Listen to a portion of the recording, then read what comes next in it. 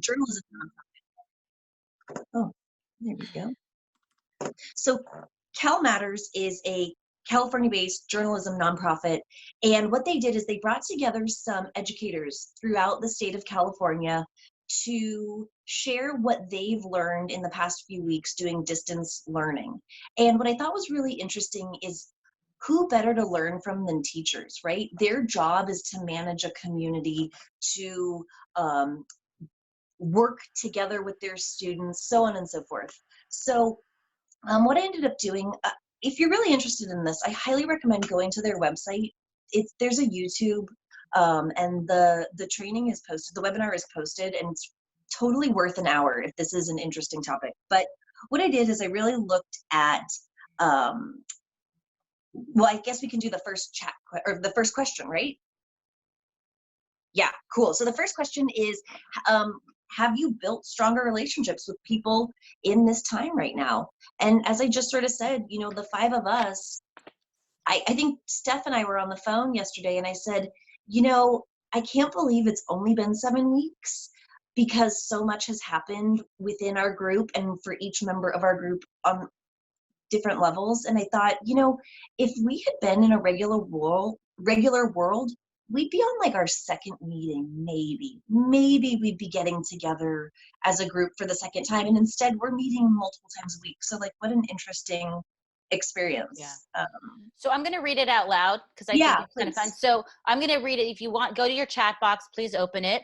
What did, let's see, the first one is, where is it? Have you built stronger relationships with people in this COVID-19 time? Totally, with the people I live with, although sometimes I need a timeout. B, yes, friends showed up, especially on Zoom. They don't care what I look like. C, surprisingly, I've made some great new connections with people I didn't expect. D, no, I feel isolated. Alexa's my new best friend. E, all of the above. F, none of the above. Or G, other. I will say that I have been more regular reaching out to friends of mine who live out of state. So, and even you guys, I talk to you guys all the time, but it's actually been nice kind of getting a reminder that I still need to catch up with people out of state.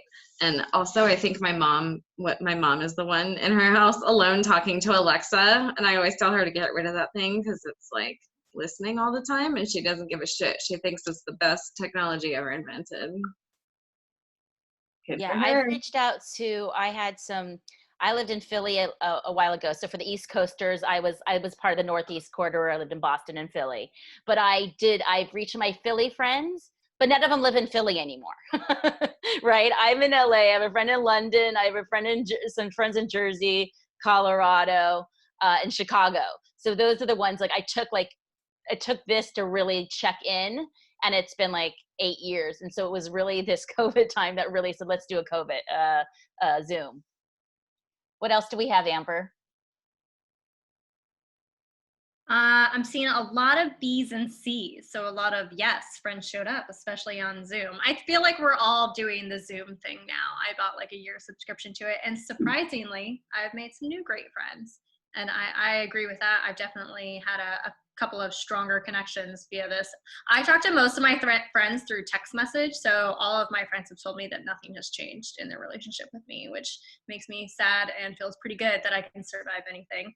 And then ease. Seems like a lot of people are feeling like all of the above, which is what I'm not surprised to hear, is I think that this is like a good mixture of how we're all dealing. Yeah, great. And you hate phone calls, Amber? I hate phone calls. And Stephanie, you call all the time. I swear to God. Every time I see you call. And she does. Thanks. We've kind of transitioned to Google Chats a little bit, right? And then I end up calling you, and then I end up FaceTiming you. Yes, you're right. I'm challenging Amber. I answer them though. I want you to know that is how much I love you, because I send everybody a voicemail. I'm like, no, I'm not answering that. I don't care what's going on. I love phone calls. I do not accept voicemail in my life, and I actually don't even have my voicemail box set up. It's not set up. I found that out last night. Yeah, you know what? I decided that it was a boundary I could set, and that voicemail is such a horrible thing to me. I worked at a bank for a lot of years, so part of my life every day was showing up at my desk and having to listen to a bunch of voicemails, and it was like hell. And so I don't do it anymore. So that was intentional. You So know, that's, but- Megan, that's great. I mean, that was very intentional of you, Yeah. you know, not to have that. Okay. Yeah. But you know interesting to what? So, The yeah. way that we've learned about each other through all this, when I saw that your voicemail wasn't set up, I knew that was you. I was like, this bitch doesn't have it set up on purpose. Like, I've learned a lot about you, and I was like, this is intentional. Like, I'm gonna bug you about it, but Yeah, I knew totally. Yeah. Oh, I don't allow people to leave messages. All Just right. text me. So do you want to go into what this all means, Megan? Yeah, so what does this all mean? So really what we're talking about here is the relationships, right? So I think like a focus of our conversation today and a focus of how we think about this going forward, especially when we're struggling with stuff, right? Especially when I'm trying to get my phone set up and log into something, is remember one of the teachers on this webinar that I took, he said, I can still do my main job no matter the situation, because my job is to be a listener. And I think for all of us, if we remember that the tool is just the method to have the conversation, not a lot has changed, right? The conversations are similar, but the technology doesn't prevent that. Something else that these teachers talked about was the importance of creating opportunities for different types of connection. And I think this happy hour is a perfect example. When we first talked about moving the Death Overdrafts happy hour online, that wasn't a thing that happened all the time. I've been invited to 2 other happy hours tonight. And 6 weeks ago, I had never heard of that. But being creative about that is really part of the job. And then 2 things that I thought were really interesting that these teachers shared was going back to what Amber said, is using this as an opportunity to learn about each other, right? In our call today, as we were preparing for this, we had a talk about distance and what does it mean to be distant? And for some of us, it's not a bad thing. And for others of us, it is incredibly painful to not be physically near one another. I think that we have really stepped into a place where I am taking opportunities to ask my colleagues and my partners, what do you like? How do you want this? Amber and I worked on a project last night and she said, how can I best accomplish this for you? What should we use?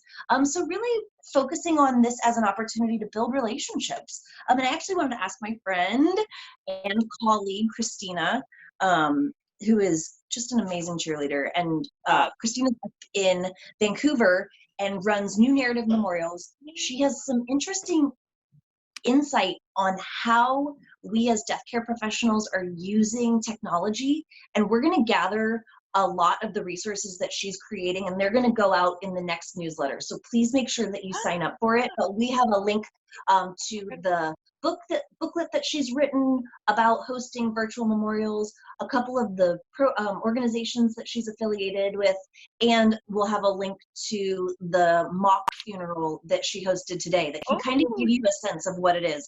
But what I wanted Christina to talk about today was a little bit, and I will cut her off if she goes too long, because I'm already talking too much, but about the experience of meeting people, building relationships through technology. Oh yeah, like I can count at least 4 or 5 people on this that I've met through Twitter alone, and I think like more of you I've met through Instagram, and like and especially through this Slack channel that was created like 6-7 weeks ago. Yeah, thank you for that introduction. This cheers to all of you. I'm like every day at 7 o'clock, hopefully there's people, you know, clapping in your area of town. And like, I am doing an extra loud clap for everybody who's, as they call it, the last responders. So for the people in death care who are like showing up and not getting, you know, like everybody talks about healthcare heroes, but who's talking about death care heroes? Anyway, last responder, definitely add it to your vernacular if you haven't already. Yeah, it's been really, really wild. Like I answered the question earlier with like, I've never felt more connected to my colleagues and this community ever before. Like, you know, you're DMing through Twitter, DMing through Instagram, DMing through Facebook. and just like reaching out to offer a connection or to lend an ear or just say, how can I help? And it's been really, yeah, really, really insightful and really helpful. And so once COVID, what am I trying to say? I've been I on love it. No, back-to-back you're so calls excited. today, and It's so over I'm the so top. excited. I'm like, Well, I just remember one of the all things come that out. when we were prepping for this call and we were talking about this, because you and I met online, Yeah. I went out and I looked for other people that were doing what I was thinking needed to Right. be done. And Right. I found you and sent you an email through your website, I think. Yeah. And I think one of the things that we talked about is that sometimes it can feel the imposter syndrome gets real and you want to reach out and you think, well, what do I have to offer? What am I asking for? Or, you know what? At this time in the world, nobody is disappointed to see a message that says, I appreciate the message that you're putting out there. Totally. And I think And that now is a ripe time for, like, nobody is disappointed to see competition, because I was talking to you about this. We've had several conversations about this, and it's like the more people that are out there and promoting these services, it's like you might think it's competition, but it's actually there's so much of, like, there's a great benefit for the general public knowing that these services exist. Like, for example, I, through New Narrative, am doing, celebrations of life and virtual funeral services, but I'm also like so thrilled to join Noha, who is on this call, I think via phone, Noah and her team at Gathering Us. And I am working there to do some virtual funerals as well. And we were talking about just like the more people in this space, the more, like, there's no one company that can take on all of the events going on or all of the need. And it's like the more of us, the more that we promote our own services and reach out and collaborate, is just beneficial for everybody. Like, I come from the events industry, and they've adopted the whole community over competition model and mindset. And it's like, I'm totally seeing this coming to life in this death care space too. It's like, let's work with each other and let's do these events and services for families. Right. And instead of, if I can't take this on, then we'll find a person who's able to take on this job. And those connections aren't possible without, like, reaching out via Instagram or reaching out via Facebook or email. Or it's just like a simple, if you notice someone's following you and you see that their account is interesting, I used to just send a bunch of messages, and I was like, hey, love what you're doing, would love to connect, would love to get on a Zoom call, like before Zoom calls were a thing, or like, would love to chat with you. And then and then we would think, just Christina, have a conversation. yeah. So that actually goes really well into our next question, our next chat question too, which is, what are we connecting on? Because I think Christina has a good handle of that, of how to be involved. And I think also with what Betsy was saying, that there's also more information and education about the work that we're doing. So I love this kind of, a lot of people were really into the last responders thing. So I think you're on it, Christina, because everybody's like, yes, with that. But I think we're going to head over to question 2, because it really ties into what you're sharing about what are we comfortable, what tools are out there. Yeah. So the next question is, what digital tools are you using more now that you will continue into the future? A, video meeting webinars. Oh, my numbers are off. C, broadcasting. D, death care focused platforms. E, apps. Who's not gaming right now? My numbers were not so good here. Was I drinking when I wrote these numbers? Okay. F, service industries. I mean, a lot of you, are you using Amazon, Grubhub, Postmates, pen and paper? You rather work offline or other?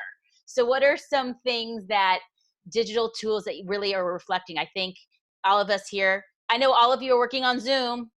You got A down. And what are these other broadcasting tools? What else are you guys working on? I have to admit, I still have no idea what the fuck TikTok is. And like people are like, oh, you should just try it. I'm like, you know what? Not gonna try it.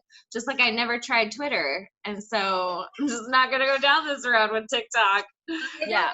I don't want to bum people out about TikTok, but they just got in trouble. They're owned by China, which is, this is just saying they're owned by people. They're getting in trouble with some privacy issues. That's all I'm gonna say. I would be careful about downloading apps. I know we all love to download, like, find out what Disney princess you are. Like, what is whatever your answer is about hamburgers say about you. But like, not to be a conspiracy theorist, but a lot of those are collecting your information in TikTok. Well, it's the same thing as Facebook and a lot of these other platforms. So I mean, I'm not saying that, you know, TikTok doesn't have to. I mean, there's a lot of accountability that's happening right now, but it's all these other platforms that also, right? That's the conflict around technology. It's like it gives us this opportunity to connect, but then there's this other kind of like backlash behind it. So it's like, how do we maneuver with it and work with it in a more balanced? So I see that Natalie actually has a child with TikTok.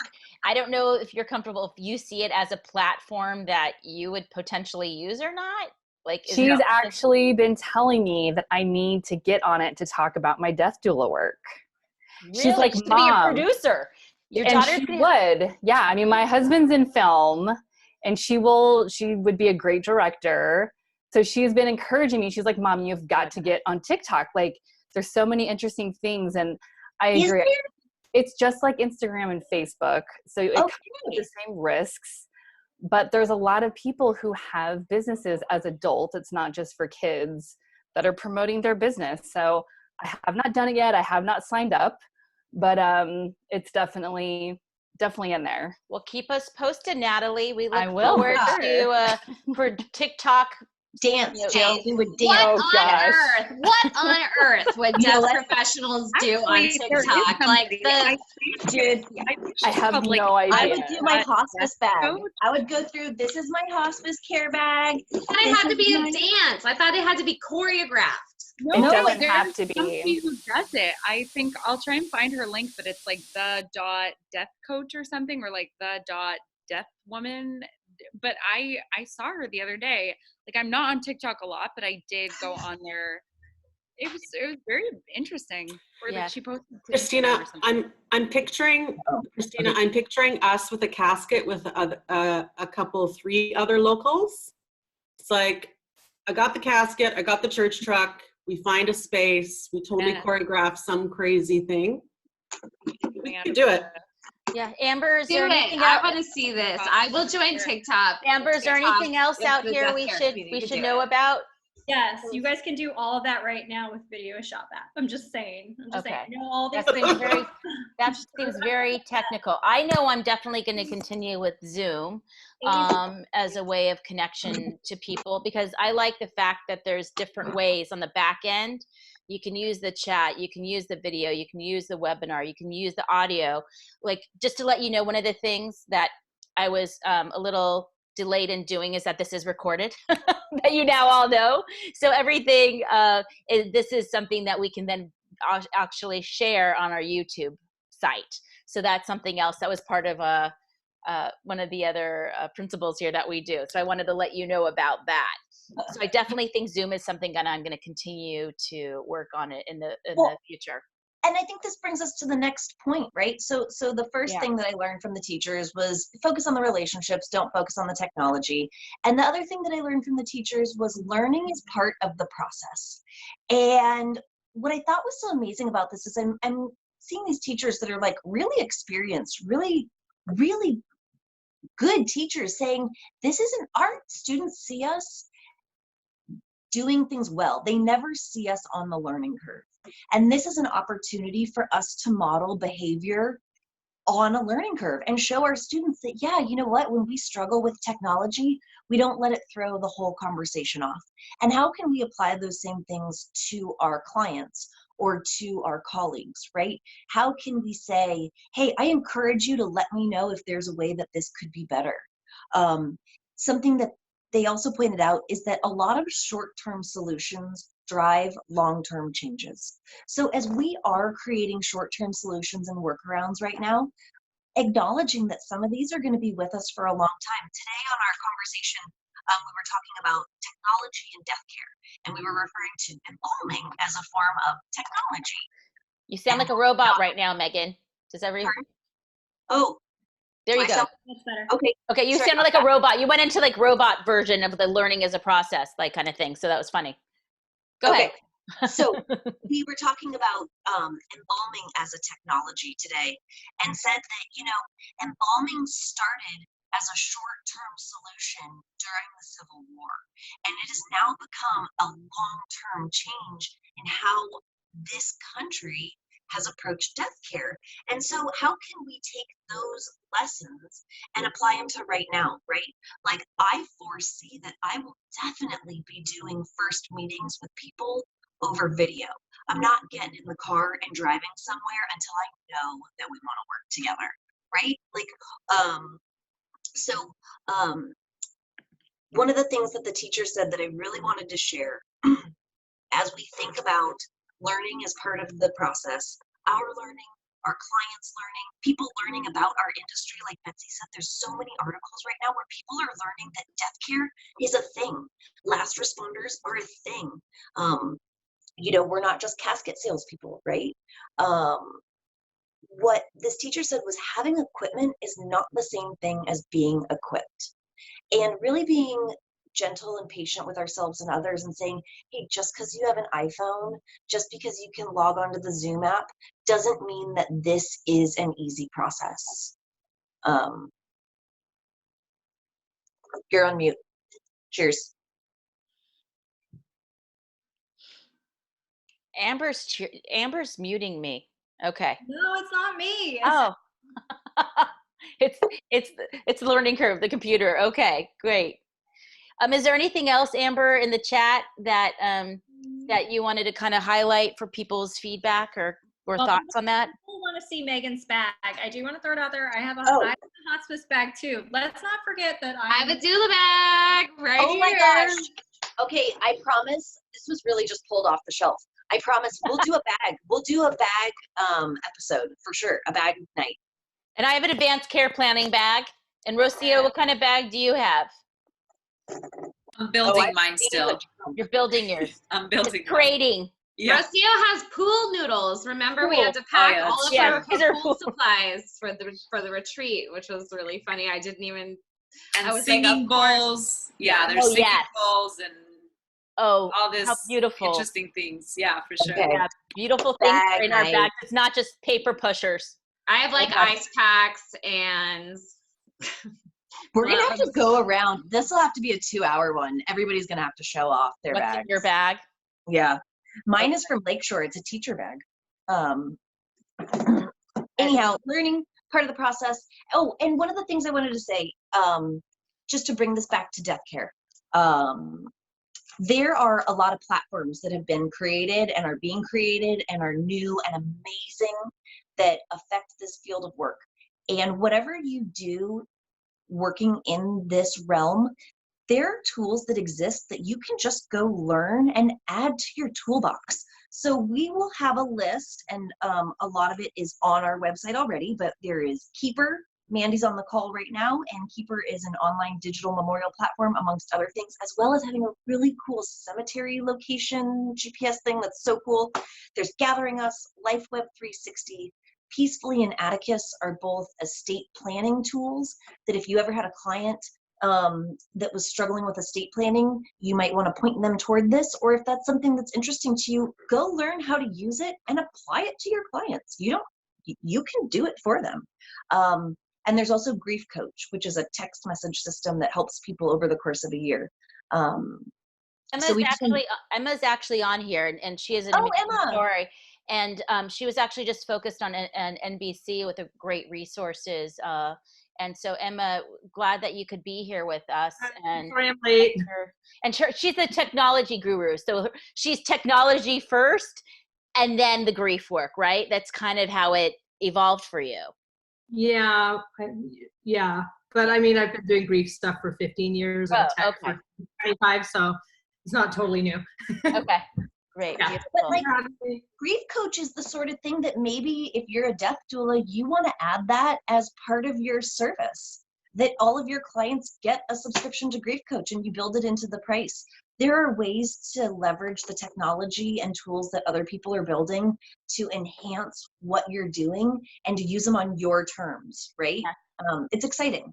And I actually want to just say, Crystal's on the line, and she's always been a first responder. She was a colleague of mine, Crystal, and friend, of course, as well, and always been a first responder, emergency first responder. And as a friend, she would always, if she liked you, I think, but no, but she did for everybody. She kind of would gift some of these kind of first responder kits. And the one that was one of the ones she focused on were, and her kind of kits were for pets. You know, so in terms of kits, and so I wanted just to do that kind of first responder, emergency, COVID, what's in our own bags, all that kind of stuff is part of us as providing service and healers. So the pet one was great. Yeah. All right, let's do our last question. Yeah, last question, here we are. We have Mandy coming up after that. Beautiful. So our timing is good. Our timing is good. Okay. It's in the chat box. That's hard for me. I talk a lot. This is hard. No, you're good. We're good. We're on time. We're moving through. Okay. What is one practice you can implement to disconnect? Not to connect, to disconnect. A, turn off phone while you eat or during bath time. That could be yours or your children's. That was kind of a relationship to children, not like, have the phone outside. B, when sleeping, put your devices in another room. Change settings for certain change settings. Calendar time to be offline. All the above, none of the above. What is something, I mean, I know some of us that are in this to win it online and be present have taken 24 hours to 3 days off. But what are some other things daily that we could do? I need a timer. I need a shame timer. That's what I need. A shame? No shame in that game, girlfriend. That's called organization. Yeah. No shame timer. A timer that says you've been on Instagram for 3 hours, lady. Okay, never mind. Yeah. Shame bell. iPhone does that now. iPhone tells me that I spend at least 10 hours a day on my phone. I have a little graph and it shows me it's very bad. Maybe you can set a timer. You can set a timer on your phone. I did that at the beginning of the year, and you can say, I only want to spend X amount of time on I just say social media and games. And after that period of time comes up, it'll say, you're done, but you can dismiss it if you would like to, because I only have mine set for an hour, which during COVID is not a lot of time. So you can definitely do it on your phone if you want to. I do. I have a human timer, 2 of them. They're 3 and 5, and they let me know. My kids do not want my phone. They don't try to play with it. They just want it gone. It's very embarrassing. They crash a lot of meetings. It's adorable. They do. They do. They just come in from the sides of the screen. Yeah. It's almost like I don't know how many of you have the steps, like how many steps you've done. So you could have the steps of how many you've done, or from this, how much time you have not been online. Oh no, it's not a good idea for me to look at steps right now. No. That was a paralleling. Got it. Of how long you've been online versus not. Everybody works differently. For Megan, really was telling her how long you've been online will make her be get off. And for some it will be oh, I've spent an hour doing my own thing and cooking.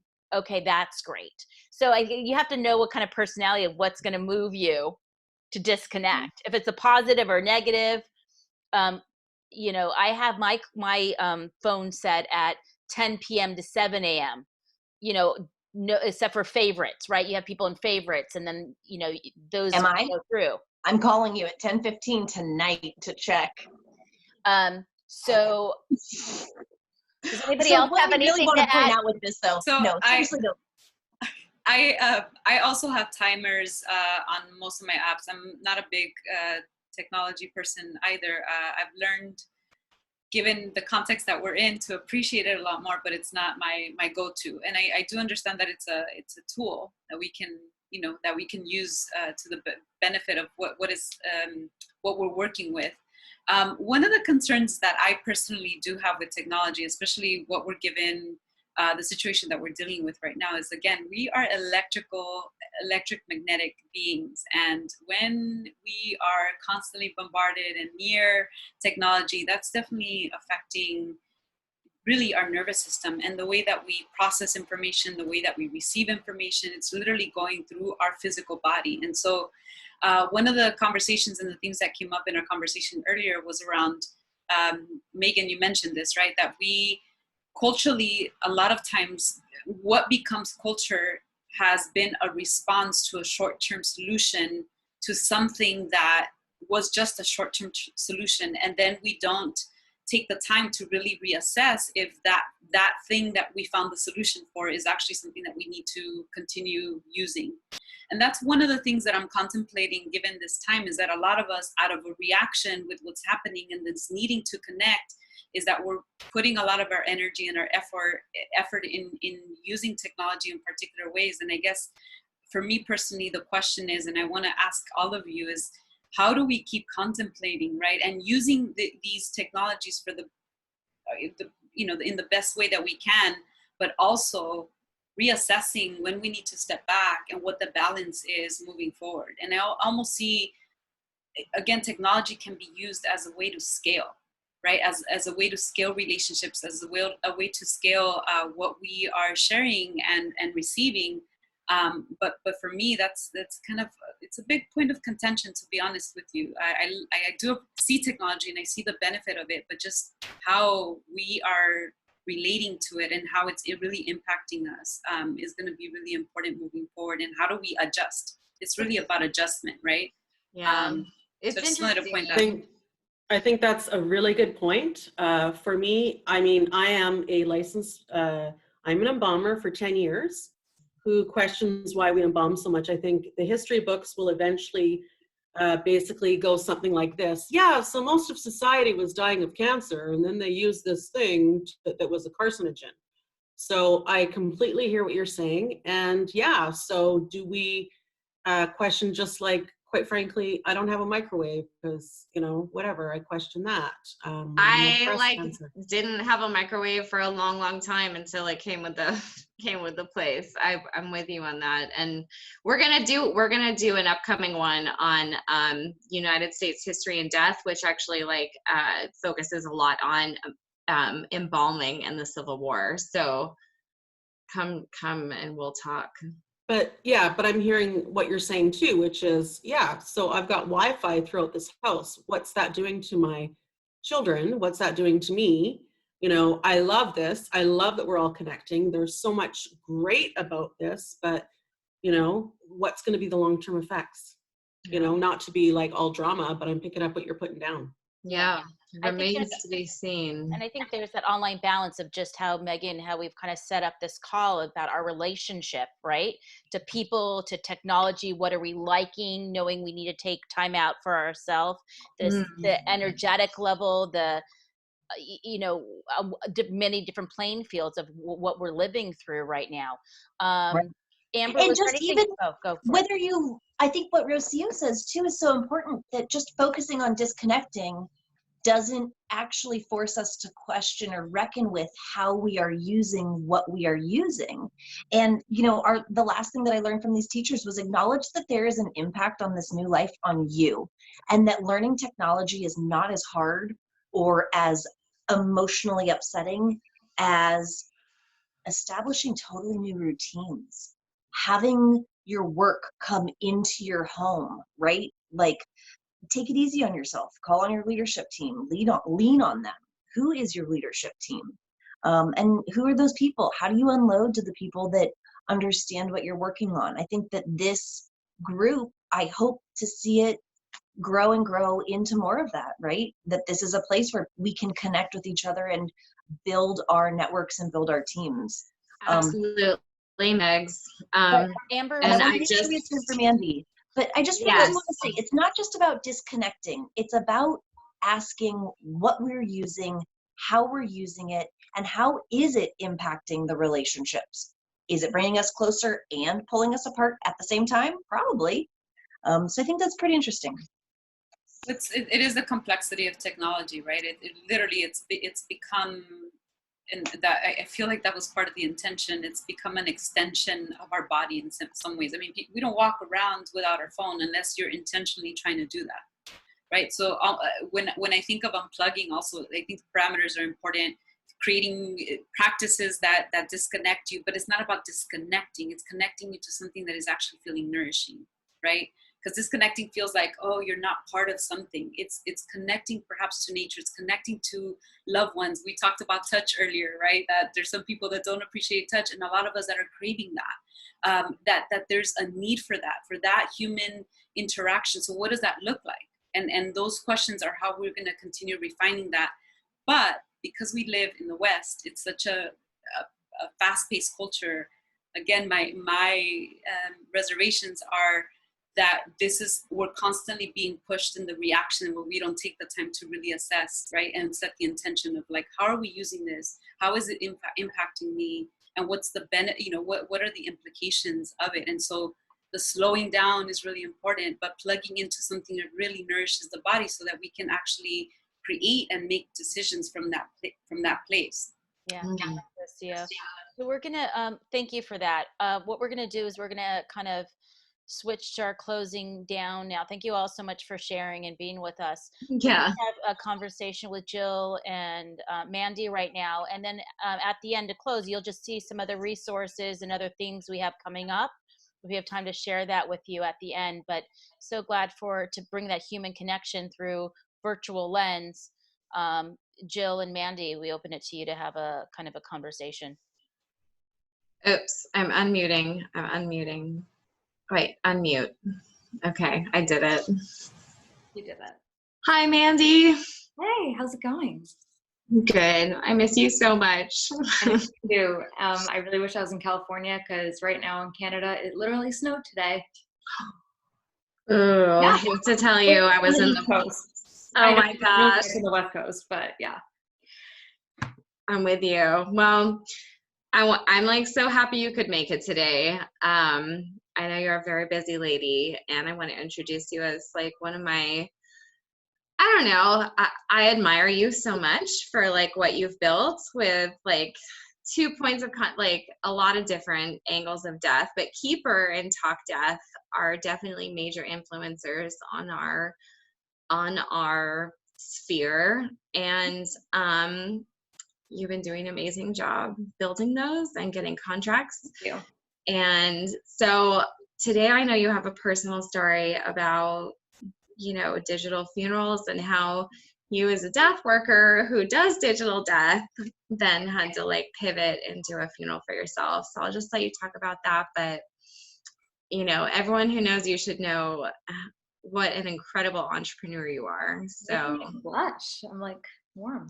Thank you. That's very sweet of you, Jill. And everyone here that like I've met and have gotten closer with over like even just the past year, even since Reimagine, it's been so lovely like meeting all of you. But yeah, basically I work in digital death, and my story, because Jill and I were talking and she was aware of everything that was going on in my life. And essentially my grandmother is in like a home, and she fell and she was brought to the hospital, and they just were treating her for physical trauma, and then they decided to test her for COVID, and she was positive. So it just took a few days, and her lungs kind of gave out, and she passed away, and it really sucked, and it was really hard. And luckily, it was a strange experience, obviously, especially because she was the only one in her entire residence that apparently had it, but we don't know if they just aren't being truthful with us. It may have been a nurse that brought it in when they came to bathe her.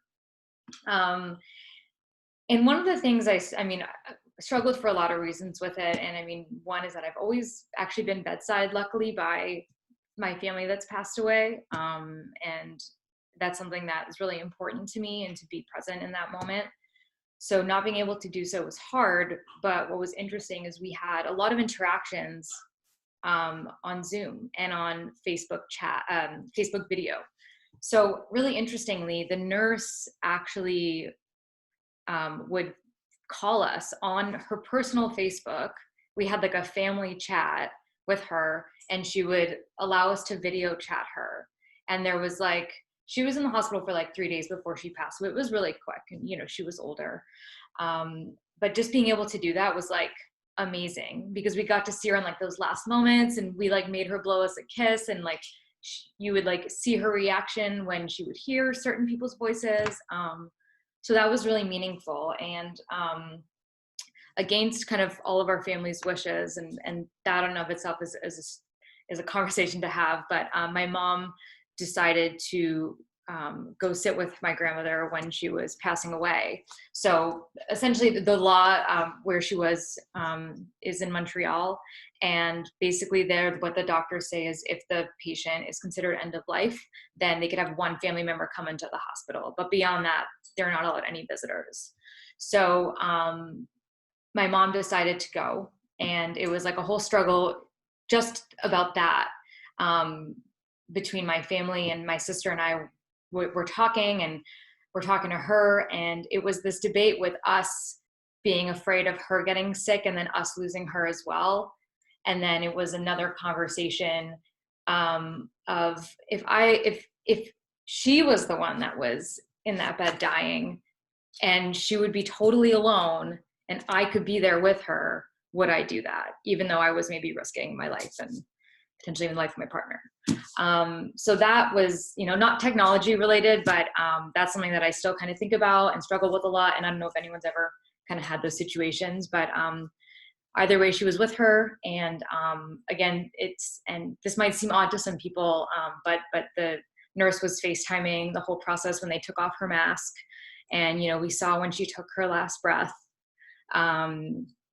And I think it was actually my partner's first time even seeing someone ever pass in front of him, or I hate using that word, die in front of him. And I didn't know that actually. So that kind of, I felt bad that I put him through that situation, because not everyone wants to be in it. But I think either way, it was beautiful regardless, and she was beautiful. And I'm so happy that my mom was there. And it was just a really intense moment. And I know we don't have a lot of time, and I don't want to keep harping on this, but basically what we did is I come from a Jewish background. And so we have a funeral like almost right away, and then a burial right away. And then there's 7 days of Shiva. And a lot of more contemporary like Jewish people in North America may not do the full 7 days, but my family always does it. It's just like part of it. And to be honest, like Shivas are some of the best family gatherings I've ever had. They're beautiful. People like I just remember when my grandfather passed away, and his sister came in from France to be there for like the full 7 days. And she would just sit and talk about, she's like a woman actually that cleans bodies in France. And she would just joke about like, oh, one of them just tried to slap my ass and things like that. So you get those conversations at Shivas. They're wonderful. So because we couldn't do all of that, what we decided is we made an online memorial page on Keeper. And what we did is basically just all my cousins came together, all my aunts and uncles came together. We found all these awesome photographs. We put them all together. We got her whole family tree going. And it was like, we were on this huge group text with like all of my like immediate family, just like, oh, we should write this, or we should add this, and just like kind of collaborating. So it was a really nice way to kind of gather in a way that we don't usually during these times, and like kind of focus on a goal together, right? Right. And what we did basically is we hosted a virtual memorial service. So we made like an event page, just like a Facebook event page, but we just did that through the Keeper page. And we invited family and friends to it. And everyone like did their part. So like a few people wrote some speeches. I did like the slideshow, and I organized like all the Zoom and all the technology. And then what we actually did was an hour before the like service, we decided to have like a virtual Shiva where people can just kind of come in and out and just talk as a group. If anyone is planning this for like a client or for a family member, my only suggestion with that is it's nice, but try to do like the breakout groups based on like maybe certain family members, because it was just like, you can be like 50 people talking at the same time and everyone's not on mute, and it's like a bit of a nightmare in that way, but it was still really nice, and people were like knew what they were doing at least. Yeah. Take a breath, Yeah, my dear. It's like so much. I know. And such a vulnerable story as well. It's you and I were having the conversation this past week about what it means to be a death professional and then like doing our job, and hard to know like when we're doing our job and when we're grieving. So yeah, I know. I wasn't even talked about this much. I think that's why I'm just like telling everybody the story. But thank you for listening, everyone. No, you're wonderful. I mean, thank you so much for sharing.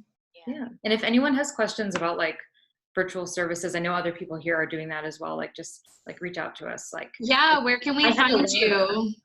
We've put all the information on here on the chat, but once again in our newsletter and diveIntoDeath.com, all these resources will be on there. Amber, if you want to just put the upcoming things that are going on. But Mandy, I think what's interesting for all of us is, you know, we're professionals in the space when it comes to our own families and having to reflect on our own dynamics and how we fit into all that. It's very interesting. So thank you for sharing that, you know, your work and then just you as an individual, because I think family dynamics and grief are always the two things. And that's when I know a lot of us have worked together and working with different other family members and so on, because we're here for each other. So thank you so much for sharing that. A couple of just the upcoming events. We have Bardo and Dream States, as you've all kind of experienced Rocio and kind of tapping in to some of the healing, the energy that we have. We'll be kind of focusing on that separate from this digital space, and then we can move on from there. We're all involved in different programming. You can go to our site, diveIntoDeath.com. Thank you all for being here. Cheers, l'chaim, to all of you. And Slancha. Be well. Bye, everyone. Team, if you could just stay behind for a minute.